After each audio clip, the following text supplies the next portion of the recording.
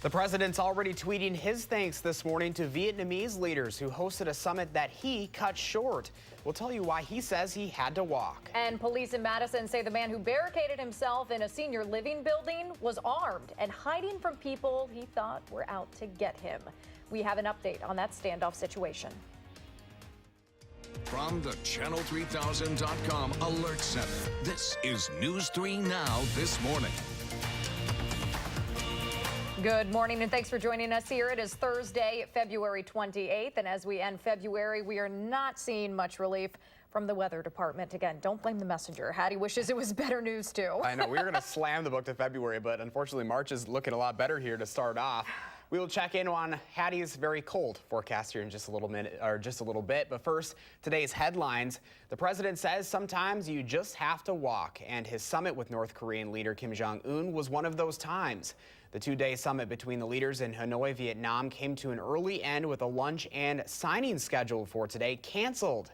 This as President Trump and Kim Jong-un did not come to a denuclearization agreement during their negotiations. Back here in the States, the president's former lawyer, Michael Cohen, will be back in front of lawmakers in a closed-door meeting today. In his 6-hour public testimony yesterday, Cohen called his old boss a racist and a con man. He also said President Trump broke the law while he was in office.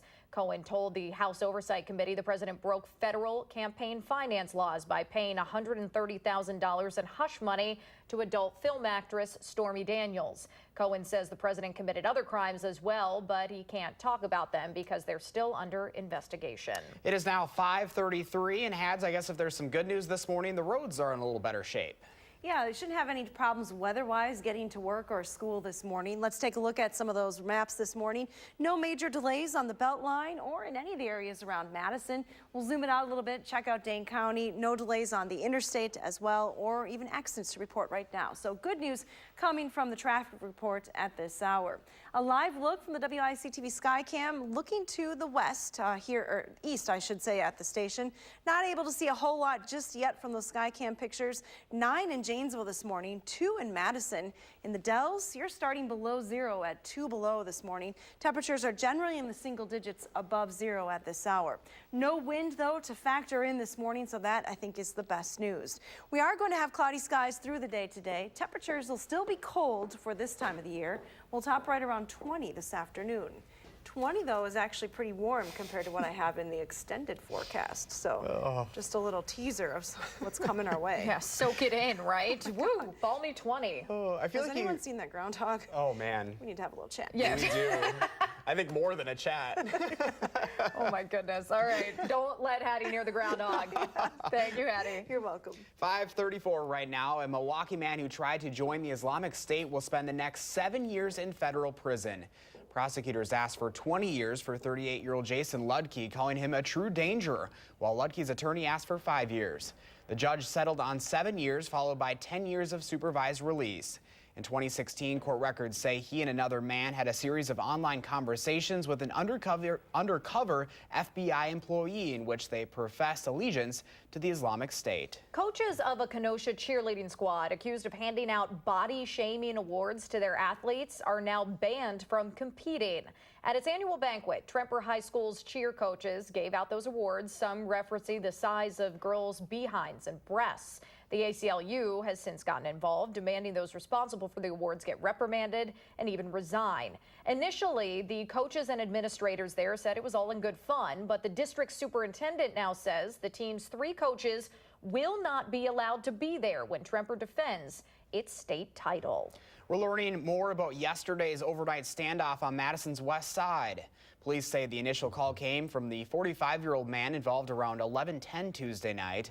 They say he was worried about people who were out to get him.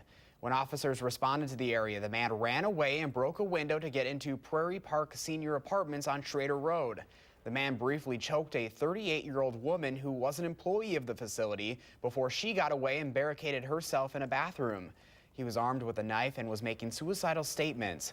Police negotiated with him for almost 4 hours, but the man was eventually taken into custody without further incident. As Dane County continues to iron out plans for a new jail that does not double the cost of that project, we are getting a better idea that is, of who is being booked in the current jail and how many inmates there are.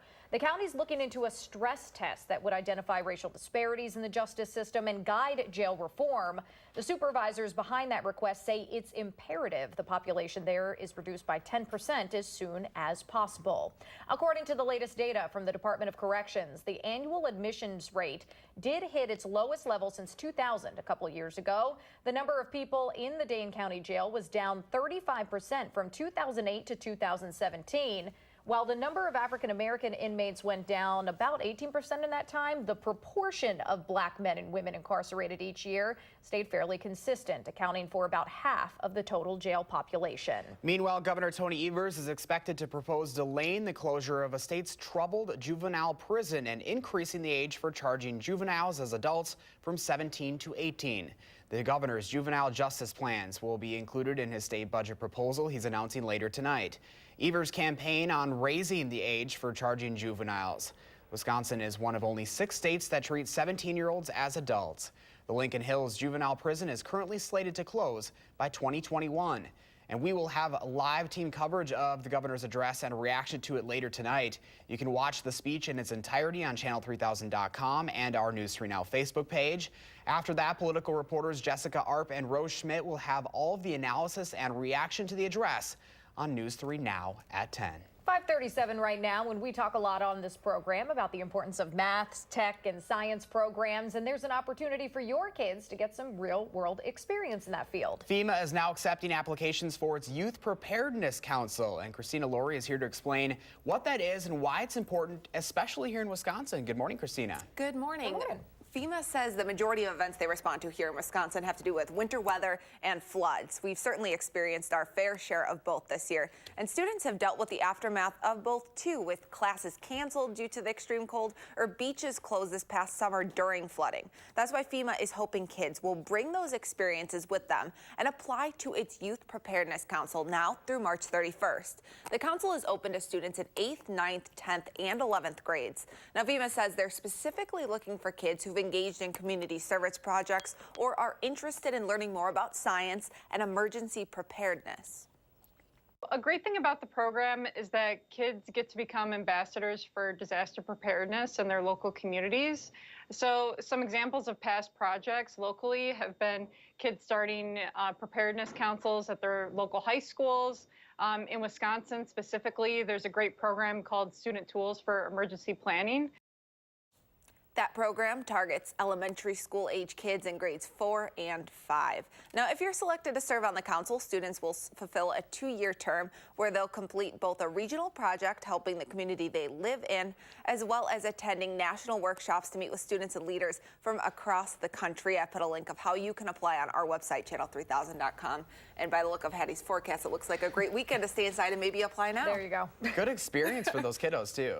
Yeah, and it's something like they bring those unique Madison experiences, not always for the best, but they learn from them, right? There you go. All right, Christina, thank you. You're welcome. Your time right now is 5:39, and the kids could be walking home from the bus stop in some flurries this afternoon. Hattie will let us know just how many layers they'll need to bring along today after the break. And while President Trump might be heading home early from Vietnam, a group of veterans from Wisconsin are sticking around to explore a place they've only known as a war zone. We'll hear from one of those vets on News 3 Now this morning.